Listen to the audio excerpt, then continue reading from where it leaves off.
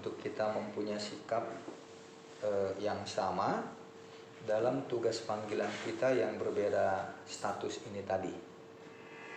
Karena itu dengan bacaan Efesus dan renungan ini kita juga akan coba melihat hubungannya dengan Mazmur 133 itu tadi.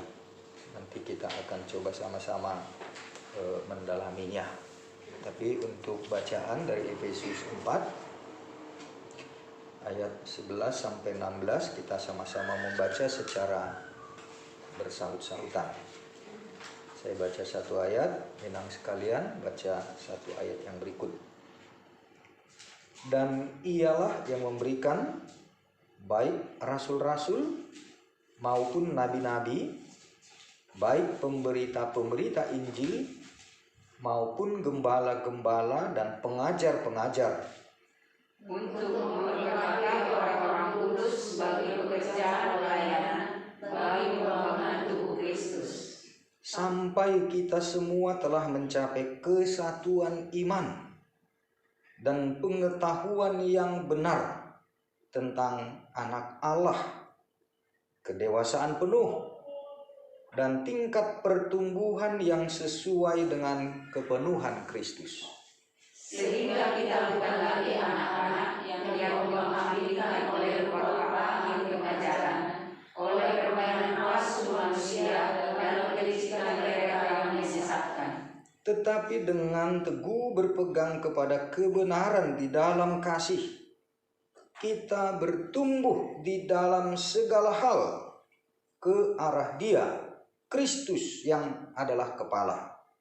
daripadanya seluruh tubuh yang rapi tersusun dan diikat menjadi satu oleh pelayanan semua bagiannya, sesuai dengan kadar pekerjaan tiap-tiap anggota menerima pertumbuhannya dan membangun dirinya dalam kasih. Ya, ini nas yang sangat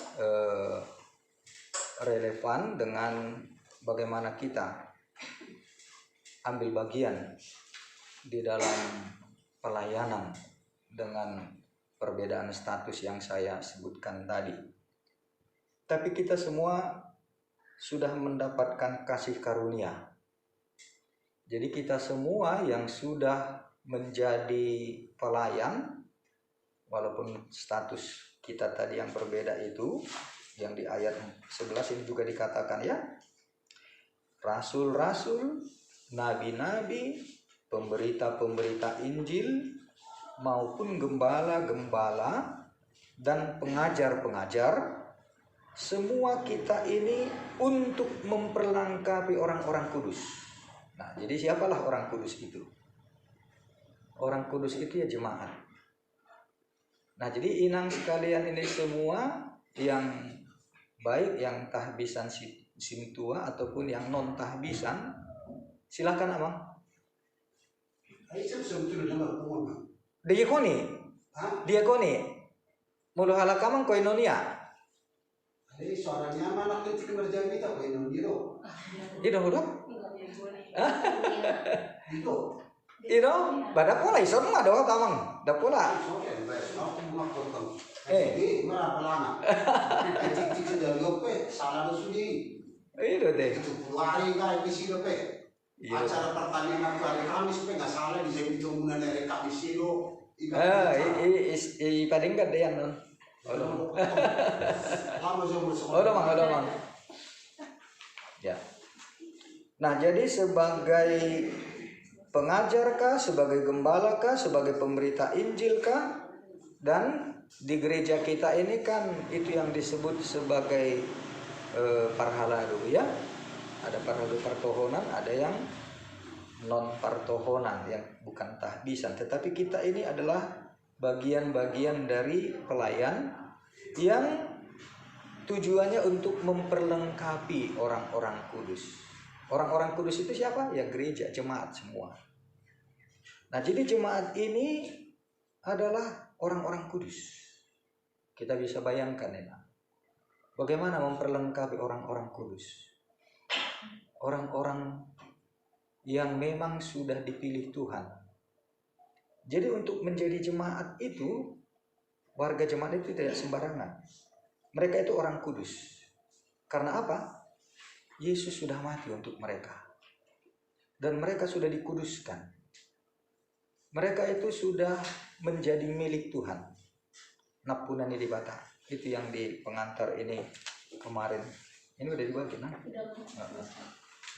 Nah, jadi orang-orang kudus ini karena Yesus sudah mati untuk jemaatnya. Jadi sudia karena porsi di Tuhan Yesus adalah orang kudus. Orang kudus karena Yesus sudah mati untuk dia. Jadi sudah ditebus oleh Tuhan Yesus. Nah, karena itu harus dipelihara. Jangan sampai mereka jadi tercemar lagi di dalam tabiat-tabiat dan keinginan, perilaku, perbuatan, dan lingkungan yang membuat mereka terjerat lagi di dalam dosa dan kegelapan. Itulah tugas suci kita ya. Betapa pekerjaan itu sangat mulia. Kita sedang menjaga kawanan domba milik Yesus itu, ya dengan segala sifatnya ya mereka itu.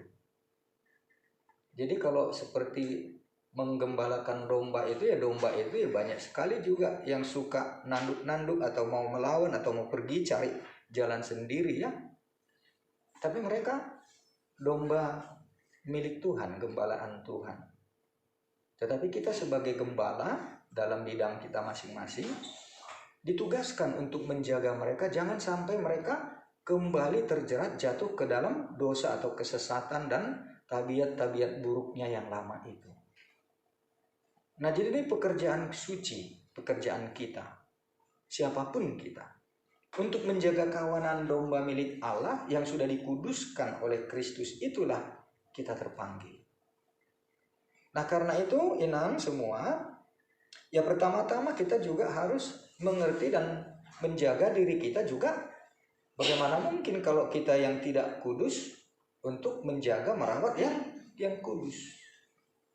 Karena itu lebih dahulu ya kita sendiri harus jaga diri kita. Jangan sampai kita tercemar. Bagaimana mungkin kita menjaga yang kudus kalau kita yang cemar. Ya istilahnya kalau sapu kotor bagaimana bisa membersihkan lantai. Nggak mungkin itu.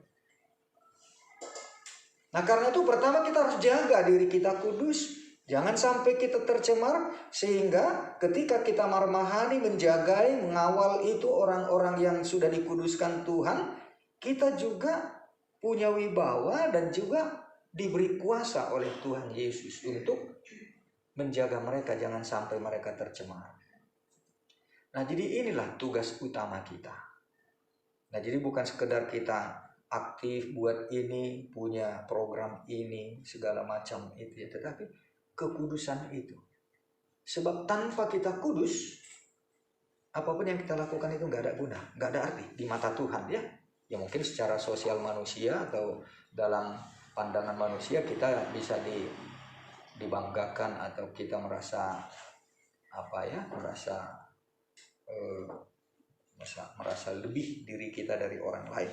Tapi di mata Tuhan tanpa kekudusan nggak ada gunanya semua itu. Dan kita pun nggak ada artinya. Itu yang pertama. Bagaimana kita menjaga yang kudus kalau kita tidak kudus? Dan kekudusan kita itu jangan sampai tercemar. Karena kita juga tidak pernah membekali diri, tidak menjaga diri kita. Nah inilah yang pertama yang saya ingin sampaikan kepada kita. Walaupun ya kenyataan hidup kita ini kan banyak sekali masalah kan. Basatokinan non. Ngaitor memaki-maki kita segala macam maka pikiran macam kan. Nah karena itu kita harus saling jaga. Jadi kalau tidak ada persekutuan seperti ini, magobuti mana ya kita jalan menurut diri kita sendiri dan tidak mawas diri kita.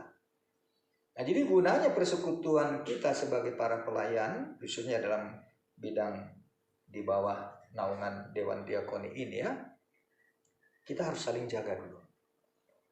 Saling jaga satu dengan yang lain. Karena kita ini bukan manusia sembarangan. Yang ditugaskan Tuhan menjaga yang kudus itu, kita juga harus kudus. Tanpa itu tidak dipandang Allah.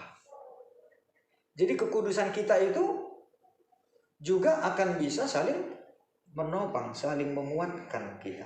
Jangan masih pasobuan, jangan membiarkan satu dengan yang lain. Nah, dalam hal ini juga ya, kita punya macam masalah, punya banyak karakter, punya banyak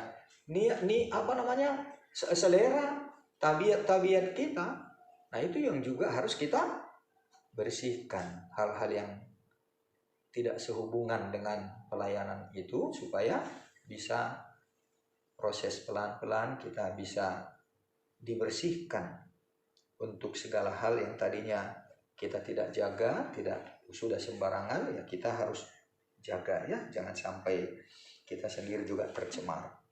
Nah, jadi tujuannya itu memperlengkapi orang-orang kudus bagi pekerjaan pelayanan, supaya mereka juga ikut melayani. Nah, kita Kainan yang sudah ada di sini sudah masuk di dalam pelayanan, dan mereka juga harus melayani. Melayani siapa? Melayani dunia ini di luar sana. Kita bisa bayangkan, dengan segala profesi pekerjaan yang macam-macam, tantangan di lapangan, persoalan hidup sehari-hari yang selalu berhubungan dengan persoalan-persoalan yang ya Kainan juga, kita dengan pekerjaan profesi tempat kita kerja, segala lingkungan, apalagi kalau di pasar, di terminal, di mana kan, ya kebiasaannya itu ya hal-hal yang ya seperti di sana itulah. Nah, tetapi bagaimana mereka juga supaya memperlengkapi orang kudus, karena mereka juga berhadapan dengan dunia yang gelap, dunia yang segala macam membuat mereka sudah terbiasa juga dengan segala kekotoran, kekasaran, kegelapan, perilaku-perilaku itu. Nah, jadi untuk menjaga mereka dan memperlengkapi mereka supaya dimanapun mereka akan jemaat tahun, 2 tahun, ya mereka juga bisa memancarkan gambaran Kristus, kekudusan hidupnya itu dalam pekerjaannya. Manang nomor 33 PI, manang nomor marbeca PI, atau sebagai tukang parkir, supaya dia kelihatan sebagai jemaat Tuhan, orang-orang kudus. Nah, jadi orang kudus ini yang berhadapan dengan tantangan hidup yang nyata di dunia ini, itu berat sekali. Soalnya kita kan, kita sendiri juga. Nah, tetapi kita kan sendiri ya sudah terpanggil. Kita sudah masuk di dalam tim yang memperlengkapi orang-orang kudus itu. Nah, karena itu kita juga harus pertama kita saling membangun supaya kita siap untuk melayani mereka. Itu yang pertama, Kena. Nah, kemudian bagi pembangunan tubuh Kristus, yaitu jemaat, ya. Tubuh Kristus itu jemaat, ya. Gereja itulah sebagai tubuh Kristus. Tubuh Kristus sebagai gereja yang kelihatan di dunia ini. Dengan apa yang dilakukan di dalam gereja dan keluar gereja, disitulah orang akan melihat Yesus Kristus, Tuhan yang kita imani itu. Secara kasat mata orang tidak bisa lagi melihat Yesus, karena Yesus sudah di sorga. Tapi tubuhnya ada di dunia ini. Dia kepala kita ada di sorga, kita tubuhnya ada di dunia. Ya, tubuhnya ini yang bisa menunjukkan, mempraktekkan, melakukan pekerjaan Yesus di dunia ini. Itulah artinya gereja. Jadi apa yang kita mau lakukan itu adalah untuk membangun tubuh Kristus, karena dengan keberadaan gereja sebagai jemaat yang adalah tubuh Kristus itulah dunia ini akan dilayani dan mengenal, menerima Yesus sebagai Tuhan dan Juru Selamat itu. Sampai kita semua telah mencapai kesatuan iman, supaya betul-betul satu di kita. Sahaporsiau kita di bagasan Yesus. Kita betul-betul satu roh. Dan pengetahuan yang benar tentang anak Allah. Kalau kita sudah mengetahui siapa Yesus yang sesungguhnya bagi kita, maka kita pun akan mempraktekkan siapa Yesus itu. Mari silakan masuk.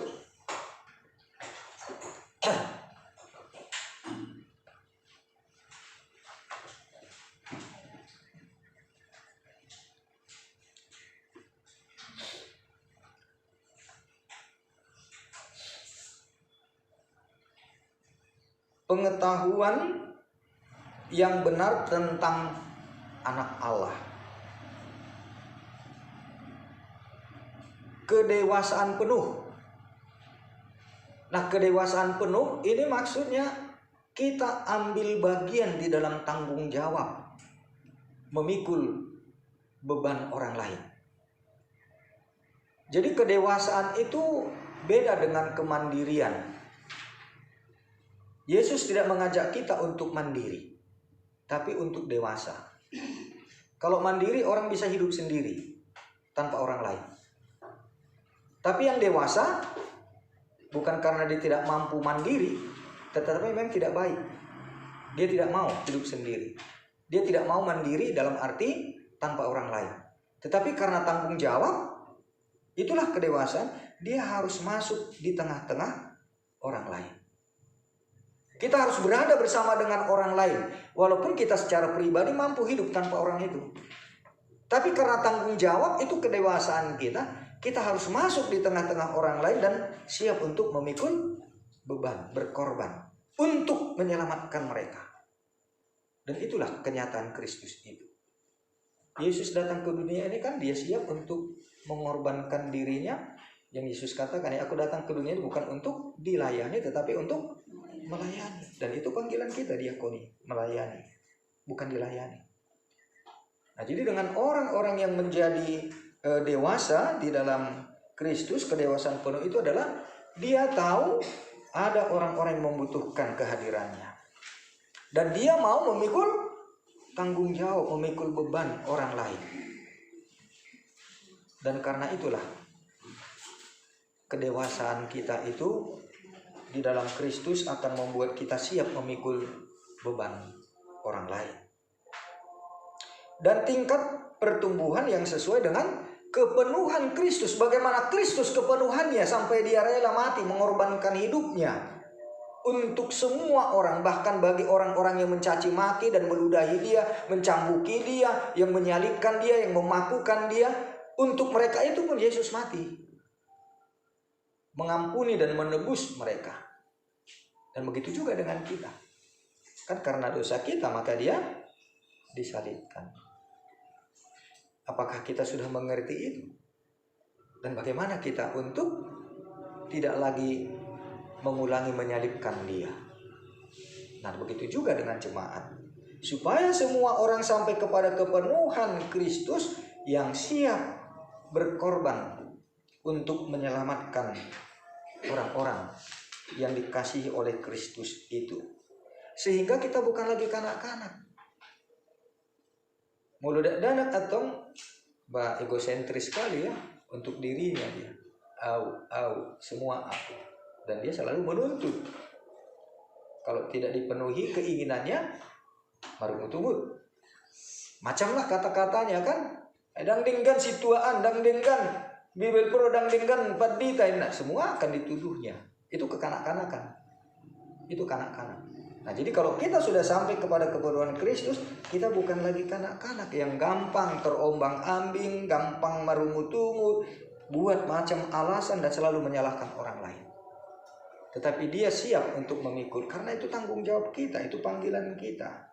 Karena itulah Kristus sudah mengangkat dan memilih kita untuk pekerjaan itulah. Dan jangan lagi terombang-ambing oleh rupa-rupa angin pengajaran. Ya, di tengah-tengah dunia ini banyak sekali pengajaran ya. Unang maju tu naso sapor seodotita. Ya, sesama orang Kristen juga banyak sekali pengajaran-pengajaran yang gampang-gampang saja mungkin kita terpengaruh. Apalagi sekarang ini sudah semakin marak yang saksi Jehovah ya, kelompok-kelompok yang macam-macam ya, termasuk juga karismatik yang selalu juga ya istilahnya mencuri domba itu ya.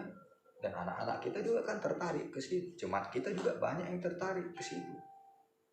Ya, kita tidak mau menyalahkan mereka, tetapi ya jangan sampai nanti anak-anak kita ruas di Huriaton gabi ulomon rohana di sana daripada di sini, karena mereka tidak mendapat tempat, tidak mendapatkan pelayanan, dan sepertinya mereka tidak ada kontak atau sense of belonging terhadap jemaat kita ini.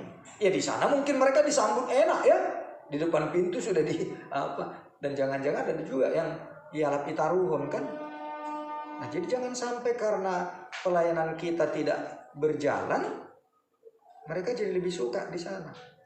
Atau mencari tempat yang membuat mereka nyaman atau senang. Nah, di jemaat kita kenapa tidak bisa? Seperti yang dikatakan, dan bertumbuh hapor siapku di HKBP. Itu kesalahan siapa? Ya kesalahan jemaat. Kesalahan kita. Ya kesalahan kami lah terutama. Kita tidak dibekali, kita tidak mempersiapkan diri, dan kita tidak ikut ambil bagian dalam pelayanan itu. Dan banyak juga jemaat kita ini sebenarnya dia mau ikut melayani, tetapi para halado nggak ikut, tidak memberikan kesempatan. Babulu songo ini kita mau mah, batong mah kayak membangun kerajaan harajau na mau nak kabar hal dua kami pendida kan. Kita jadi membangun kerajaan manusia bukan kerajaan Allah. Nah, jadi sekarang bagaimana supaya semua ikut berpartisipasi? Karena ini semua kita adalah orang-orang kudus yang harus melayani, membekali, supaya semua jemaat itu juga bisa menjadi utusan Kristus ke dunia ini. Nah, jadi gereja ini perlu ada di dunia untuk dunia, bukan untuk diri sendiri. Ayang gohita nama dua hita. Kita sudah diselamatkan, tapi bagaimana yang di luar sana? Begitu banyak orang yang sedang menuju ke neraka. Nah, sekarang apa tanggung jawab kita? Apa tugas kita untuk itu? Ya jangan kita biarkan. Nah, itulah bagian kita. Mangaroro tondini jol manain yang sudah cenderung jatuh menjelang binasa ke neraka itu. Itu secara umum. Nah, dengan demikian kita juga tidak lagi hanya marumut-umut minta dilayani atau terombang ambing dengan banyaknya aliran-aliran gereja kita ini yang macam-macam ya. Aliran gereja juga kan macam-macam yang membingungkan juga. Nah, kita nggak perlu jadi bingung dengan semua itu. Ya, silakan saja kalau memang di situ kamu sudah bertumbuh, ya di situ kamu berbuah. Kita juga di sini begitu. Jangan kita nanti bertumbuh di sini tapi buahnya ke sana. Kan banyak seperti itu kan? Isondo hita marsau. Di sini kita terdaftar sebagai jemaat, tapi buahnya kok ke sana. Ya kalau jelok bisa saja mungkin ya. Isondo bonana, ale perbuina ngatu satu son. Ya syukur juga lah karena banyak orang Batak juga di semua gereja, tetapi kan kita rugi sendiri. Kok kita nggak bisa? Buahnya juga di sini. Jangan hanya di sini dia bertumbuh terdaftar, tetapi perbuina di sana. Ya kita yang jadi rugi kan? Nah, jadi jemaat kita banyak yang seperti itu. Ya kita bukan mau menghalangi orang, tetapi ya di sinilah dulu berbuah. Karena di sini kita bisa saling memberkati. Ya sayang sekali kalau di sini dia bertumbuh, namanya di sini terdaftar, tapi buahnya di sana. Kan rugi kita. Nah, kalau bisa ya biar juga orang di sana kita ajak ke sini supaya di sini buahnya. Tapi bukan harus mencuri domba ya seperti yang dilakukan tetangga kita itu. Ya, kemudian Akenang emang udah datang emang si Barani ya, tadi masih hilang semua. Dan permainan palsu manusia dengan kelicikan mereka yang menyesatkan. Nah, itu tadi yang aliran-aliran yang saya sebutkan itu. Saksi Yehova sekarang sudah diakui pemerintah kan? Kita nggak bisa larang itu. Tapi harus kita bekali jemaat kita, diri kita. Asonang lawah kita tuh sih. Kalau saksi Yehova itu jelas itu bidat, penyesat itu. Mereka pakai Alkitab yang sama dengan kita, tetapi mereka buat tafsir macam-macam untuk menyangkal Yesus. Itu tujuan mereka. Tujuan mereka saksi Yehova itu hanya untuk menyangkal Yesus sebagai Tuhan dan Juru Selamat. Apa kita biarkan itu? Tapasobu ya kayak anak kota, atau kita juga mau tertarik ke situ? Ya kalau gitu udah lenyaplah kita. Tetapi dengan teguh berpegang kepada kebenaran di dalam kasih. Ya jadi akhirnya memang RPP kita itu sungguh luar biasa ya. Nah barangkali kita nggak pernah baca RPP ya. Ada ya kena. Rut Parmahani untuk pamicangon. Tahukah kita ya? Kasih tua belum tentu pernah dibaca itu RPP. Itu harus ya. Apalagi somantulakan calon situa harus tamat itu RPP untuk bisa majalotohonan harusnya. Kalau nggak tahu RPP Sintua, bagaimana dia bisa menetapkan disiplin gereja kita? Nah, jadi RPP itu luar biasa, RPP kita itu. Itu untuk menjaga kemurnian iman, supaya jangan sembarangan untuk ikut-ikut, terpengaruh dan mau jadi berperilaku yang seperti ya gereja macam-macam ini ya. Ya apalagi kalau di Eropa sekarang kan yang homoseks juga, yang lesbian harus diberkati, kalau enggak pendetanya dipenjara. Bayangkan kalau itu terjadi di negara kita. Apa kita mau biarkan ini? Itu betul-betul penyesatan. Tetapi itu hak asasi manusia katanya. Itu buat mereka. Tapi puji Tuhan, untunglah negara kita tidak seperti itu. Negara kita ini masih kukuh dengan ketuhanan ya. Kalau di sana udah nggak peduli lagi dengan Tuhan. Dan rekod Tuhan dinasida. Makanya banyak gereja itu juga sudah dijual ya. Dan orang tidak mau lagi mengaku beragama. Apa itu agama? Apa itu Tuhan? Kan mereka bilang. Di Eropa udah makin banyak. Dan orang Kristen udah minim sekali di sana. Nah kemudian dengan teguh berpegang pada kebenaran di dalam kasih. Kebenaran tanpa kasih pun itu artinya nanti jadi pemaksaan. Kebenaran itu nggak boleh dipaksakan. Harus di dalam kasih. Artinya kita harus sadar, harus mengerti, harus tahu betul-betul kebenaran itu. Sehingga kebenaran itu betul-betul menjadi membuat kita memiliki kasih. Dengan kasih itulah kita mau menerapkan kebenaran buat semua orang, buat orang lain. Dan bertumbuh di dalam segala hal. Dalam segala hal. Dalam bidang ekonomi, dalam bidang kepribadian, dalam bidang apapun. Banyak aspek kemanusiaan kita ini. Dalam segala hal kita menuju kepada Kristus, ke arah Kristus ya. Karena dia adalah kepala. Jadi seperti itulah keberadaan jemaat. Dengan banyak unsur-unsur organ dan bagian-bagian tubuh kita, itu kan semua harus tunduk kepada otak kita yang mengatur. Ya Kristus itulah yang mengatur. Dan semua itu dikontrol oleh otak. Untuk melakukan ini, itu diperintah dari kepala. Nah, jadi karena itu ya sebagai apalah fungsi kita? Apakah hanya jari kelingking ini atau yang mana gitu ya? Tapi kita adalah bagian dari keutuhan tubuh Kristus yang diatur, dikontrol, diperintah oleh kepala, otak, yaitu Kristus. Ikon untuk Kristus dohita, dan untuk duduk kepada enggak. Bukan tunduk kepada pendeta, kepada siapapun, tetapi tunduk kepada Kristus. Dialah kepala. Dia yang menentukan, dia yang memerintah, mengatur.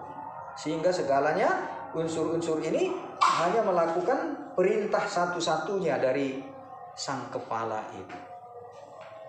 Dan kami sebagai pendeta pun tidak boleh jadi mencuri peran yang harusnya Kristus yang memerintah jadi pendeta yang memerintah. Itu tidak boleh terjadi.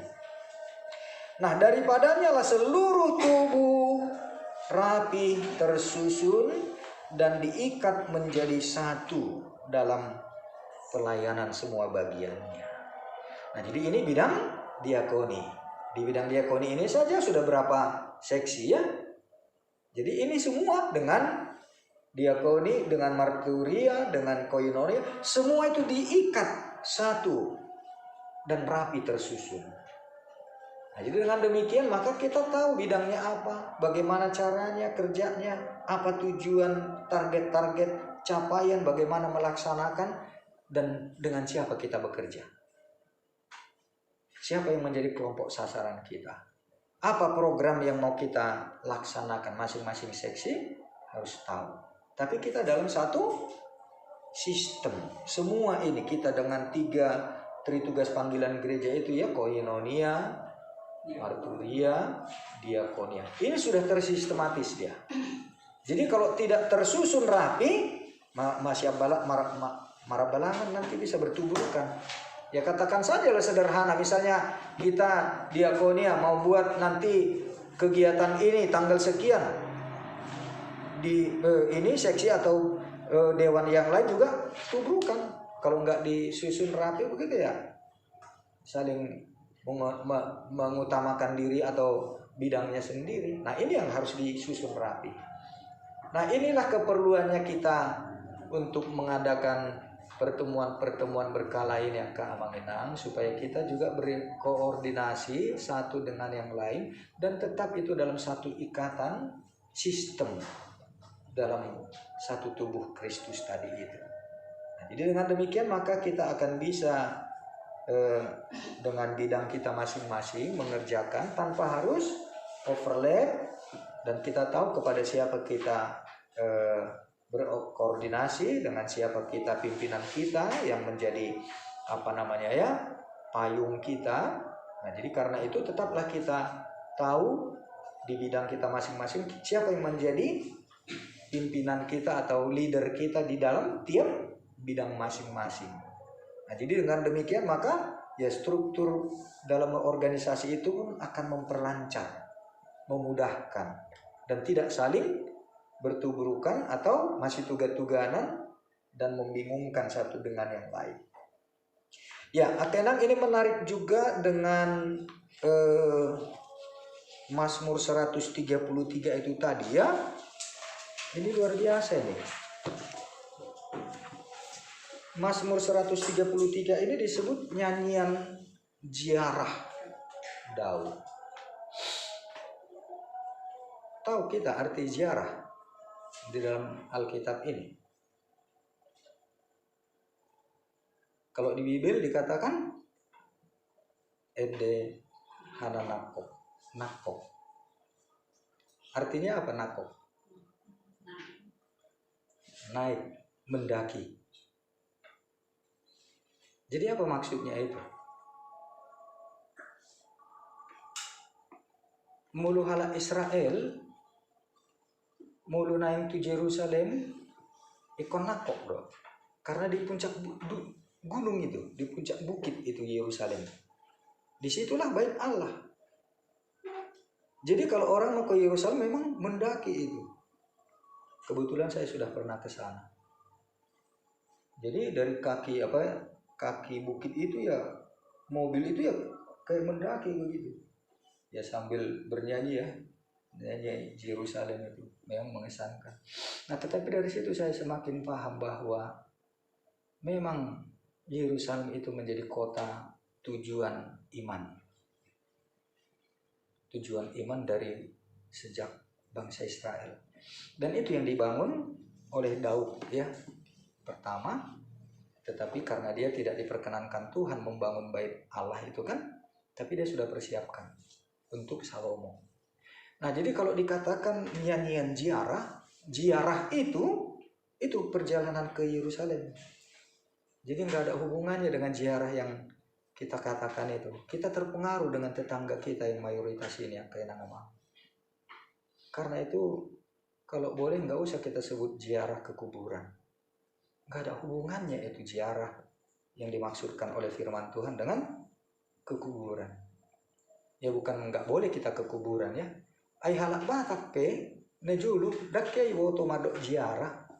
Mulut kuburan ah dok. Batu kuburan. Ya bukan melakukan apa yang dilakukan ya. Ziarah itu bukankah jin dan arwah? Itulah. Itu akhirnya kita ikut-ikutan karena pengaruh di tetangga kita. Dan juga ya termasuk saudara kita Katolik kan masih kuat dengan itu, hubungan dengan arwah kan. Nah, jadi kalau ke kuburan itu dikatakan ziarah karena memang ada hubungan dengan arwah. Tapi Alkitab nggak ada sama sekali hubungannya dengan itu, tidak ada. Kalau Alkitab perjanjian lama ziarah itu ke bait Allah di Yerusalem, yang bahasa Batak dikatakan nakok karena memang mendaki itu. Nah, jadi sebenarnya dikatakan haji itu mendaki. Jadi haji pertama orang Islam itu adalah ke Al-Aqsa yang di Yerusalem itu. Tapi karena terus perang-perang salib dulu kan, jadi hajinya sekarang ke Mekah. Kalau ke Mekah bukan haji itu, karena datar. Haji itu artinya mendaki, nakok. Tetapi karena perang-perang dulu, akhirnya mereka nggak lagi lakukan ke Al-Aqsa itu, yang di Yerusalem itu. Itu masa kesultanan apa dulu ya, karena perang-perang salib direbut itu. Dan itu menjadi sumber masalah dunia sampai sekarang. Nah, jadi dalam hal ini kata haji Islam itu pertama ke Yerusalem. Itu dipengaruhi oleh Perjanjian Lama. Karena mereka kan meniru Perjanjian Lama ya. Islam itu adalah bidatnya Yahudi itu. Ya termasuk kita juga Kristen bidatnya Yahudi kita. Tapi karena kita punya komitmen bahwa ini adalah bagian dari perjanjian Allah yang kita sebut perjanjian lama. Tapi karena kita sudah dalam Yesus, maka ada perjanjian baru. Tapi kalau orang Israel, yaitu hampir total dicuri oleh tetangga kita Islam itu. Walaupun itu hanya sekian persennya ya. Nah makanya kalau orang Yahudi itu dibandingkan tetangga kita Muslimnya, nggak ada artinya apa-apa mereka itu. 5 kali mereka apa? Yahudi itu luar biasa. Ya, yang haram itu tidak ada artinya kalau ya apa yang diharamkan orang tetangga kita Muslim itu belum ada apa-apanya itu dibandingkan dengan orang Yahudi. Karena perjanjian lama itu ya. Nah, jadi tentang nakok ini tadi. Nah, jadi kita diajak oleh kisah tentang ziarahnya Israel ini untuk betul-betul mengerti apa tujuan hidup kita. Kalau bangsa Israel itu berziarah, ya katakanlah dari Nazaret tempatnya Yesus ya. Yesus besar, bapaknya di situ kan Yusuf tukang kayu kan. Yesus kan dibesarkan di Nazaret. Ke Yerusalem itu jaraknya kira-kira seantar Medan. Belum ada kendaraan dulu kan. Jadi kita bisa bayangkan kalau orang Yahudi sudah diharuskan 3 kali 1 tahun harus ke Bait Allah, ke Yerusalem. Dan mereka lakukan itu dengan sangat sukacita. Sangat bersukacita. Kalau kita sekarang katakanlah ya, kondisi yang dulu kita bayangkan. Siapkah kita 3 kali setahun jalan kaki seantar Medan?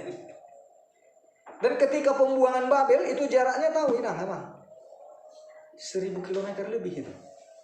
Dari Babel ke Yerusalem. Dan itu wajib. Kalau di luar Palestina sekali setahun laki-laki dewasa wajib ke Yerusalem. Ulu Itamar dapat 4 Jambi sekali setahun.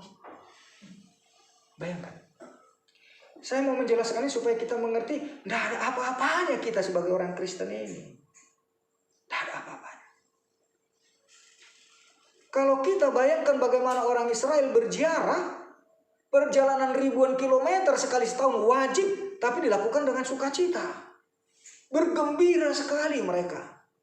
Apalagi kalau sudah kelihatan jauh di pucuk sana, luar biasa itu bersorak-sorak. Padahal masih 40 km itu kelihatan. Bersukacita, bergebu-gebu mereka untuk mencapai Yerusalem itu. Dan dilakukan sekali setahun. Bayangkan kalau kita jalan, katakanlah ke Pekanbaru, berapa kilometer itu? Dari Medan ke Pekanbaru. Tapi kenapa mereka lakukan itu dan sanggup dan sukacita melakukannya? Karena mereka sukacita kalau sudah tiba di Bait Allah. Bagaimana kita kalau mau datang ke gereja? Itu yang saya khotbahkan tadi. Jonok boh kita, marmogil bedo kita, berkendaraan. Alai ulu tarlaban. Bayangkanlah. Sungguh 0, sekian persen pun belum ada kualitas iman kita dibandingkan orang Israel itu. Nah, ada. Nah karena itu kalau kita sudah sungguh-sungguh mengerti bagaimana kita sebagai orang Kristen yang sudah ditebus, diselamatkan, diampuni segala dosa kita. Yesus sudah mati untuk kita, untuk jemaat yang saya katakan tadi itu orang-orang kudus. Yesus sudah mati untuk mereka. Tapasau bodoh. Kita biarkanlah mereka itu sesat, bergelimang di dalam dosa, dan hilang nilai-nilai imannya. Kita biarkan itu. Oleh karena pergumulan hidup, oleh karena persoalan, oleh segala macam kebutuhan yang macam-macam itu. Nah lantas bagaimana kita? Sebagai bagian dari ula-ulani Tuhani, alat Tuhan di dalam gereja kita ini. Bisakah kita, bukan urusanku kok, itu biarlah sih itu. Sudah dihadiahku. Mampukah kita seperti itu? Kita biarkankah seperti itu? Nah jadi kecenderungan kita sekarang, gereja kita sekarang dah ada itu aku boto ate usol soli madiriku. Tong malah nih kami pendeta teh. Kependetaan kami ini pun kami full timer konpe. Ini hanya lapangan kerja. Nah cari makan doh kami. Alami tohunan kami. Dan itulah yang membuat gereja kita ini merosot. Karena para pendetanya hanya cari makan. Mencari tempat basah. Menggulu tiap kejabatan. Bagari ada roh manako ya kahib yang pilihan. Itulah yang terjadi.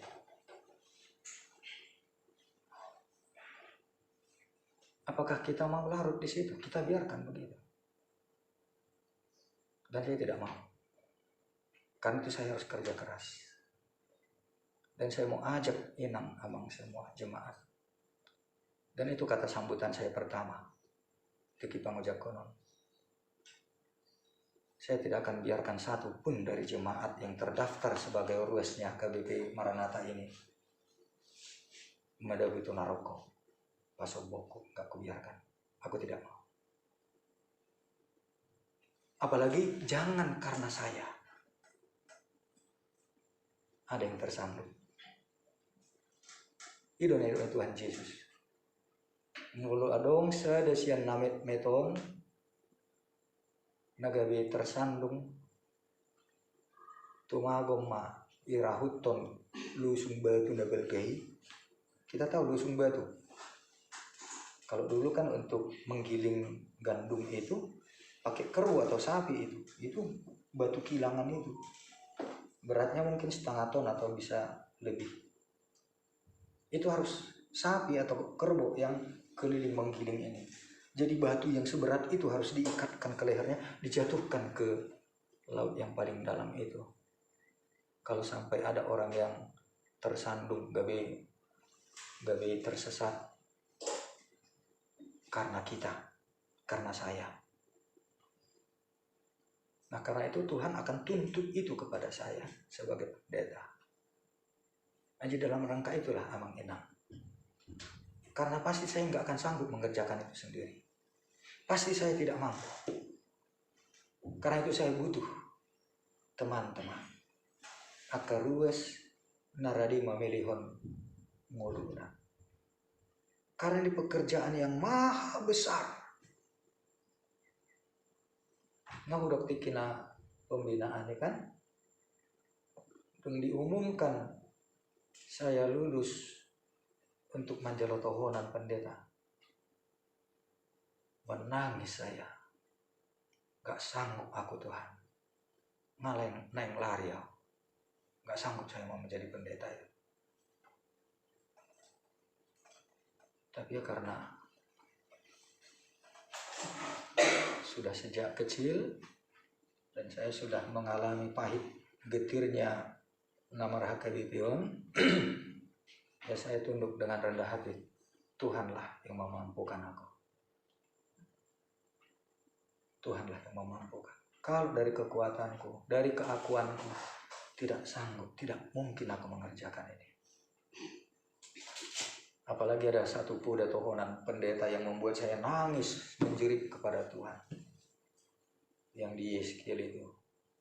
Molo di botoho, adong namar dosa, ale nang di paingoto, mate mebari bagasan dosa, ale tuhoro hutunggu, hosana.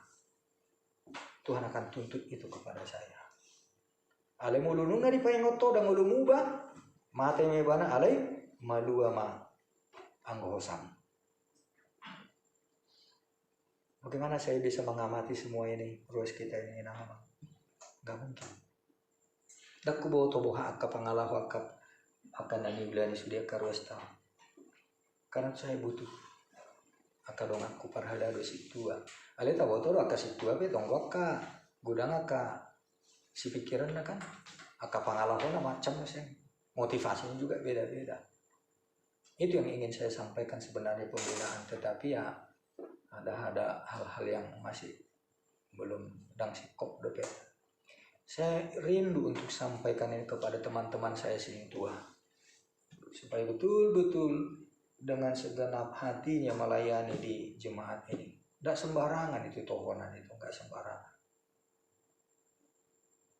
Jadi payu mabui dengan non akadong aku si tua, saya harus bekali mereka ba omajo tikina dihamus yang dewan dia konyong majo ala hamuma na perjulu yang sudah siap untuk kita bersama ya. Nanti kita akan bicarakan bagaimana untuk membuat ini menjadi jadwal supaya saya juga bisa menentukan waktu saya. Nah, jadi dalam rangka itu maka Enang, apa yang dikatakan oleh Mazmur ini sungguh luar biasa ini. Bagaimana kalau kita sudah mengerti peziarahannya orang Israel itu, perjalanan ratusan bahkan sampai 1000-an kilometer dilakukan sekali setahun minimal, tapi dengan sukacita, dengan semangat. Nah karena itu apa yang kita lakukan belum ada 0, sekian persennya itu mungkin 0, sekian persen masih. Nah sekarang bagaimana kita supaya dengan kesadaran pengertian yang mendalam tentang anugerah keselamatan yang sudah diberikan oleh Yesus itu kepada kita juga mau mempersembahkan hidup kita minat terbaik kita di bidang kita masing-masing, seksi-seksi kita ini inang-amang. Nah karena itu apa yang sudah diberikan Tuhan kepada kita dengan posisi dan fungsi kita di bidang kita masing-masing ini, itulah yang dikatakan sungguh alangkah baiknya dan indahnya apabila saudara-saudara diam bersama dengan rukun. Mulubui tarap kerjasama, betapa indahnya. Matthew 5. Jala perbuena tahu toro? Ayat 2 itu katanya. Seperti minyak yang baik di atas kepala meleleh ke janggut. Minyak urapan, kekudusan, kesucian itu memenuhi segenap tubuh dan pakaian kita gabi anggur mahita. Karena sudah meleleh minyak yang harum yang dikatakan di sini ya, minyak yang baik, yang harum itu di atas kepala, sudah diurapi kita, sudah kudus, sudah bersih, dan harum semerbaklah kita.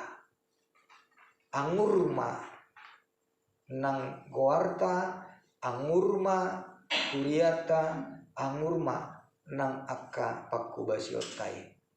Mulialah Tuhan melalui kita.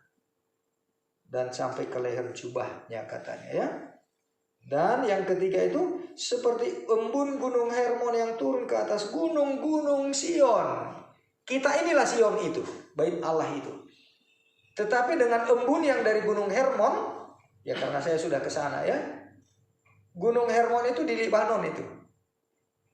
Itu jauh sekali itu dari Yerusalem. Dari situlah embun itu sudah salju di Hermon itu. Dari situlah mengalir embun yang memberikan kesuburan untuk Palestina. Itulah sungai Yordan. Dari gunung Hermon itu mengalir, membuat subur Palestina karena yang dari Hermon itu. Kita bisa bayangkan inang-amang ya. Artinya dari negeri seberang pun, dari tempat yang jauh, entah dari antah berantah, itu akan datang embun yang menyuburkan kesejahteraan, kedamaian akan didatangkan Tuhan kepada kita. Kalau kita sudah hidup seperti yang dikatakan di Mazmur ini, maka Tuhan akan mendatangkan berkat-berkat kelimpahan kepada kita, kepada jemaat kita, dan nama baik kita. Kita mengharumkan nama Tuhan. Maka inilah yang Tuhan ingin sampaikan kepada kita, dan kita dipanggil oleh Tuhan ikut ambil bagian dalam pelayanan di gereja ini, di jemaat ini. Ya, itulah Amang Inang, nanti kita bisa diskusikan untuk hal-hal yang lebih praktis, terutama juga bagaimana untuk kelanjutannya nanti kita, forum kita ini untuk kita tata supaya ada satu pertemuan berkala, dan saya tetap akan menyampaikan pembekalan, kita saling berkoordinasi untuk menata pelayanan kita dengan baik. Kita berdoa. Segala puji syukur, terima kasih kepadamu Bapa di sorga, karena kami sudah Engkau perkenankan boleh mendengar, merenungkan, dan juga untuk melihat kepada jemaat-Mu sebagai tubuh Kristus, di mana kami ada sebagai bagian dari tubuh Kristus.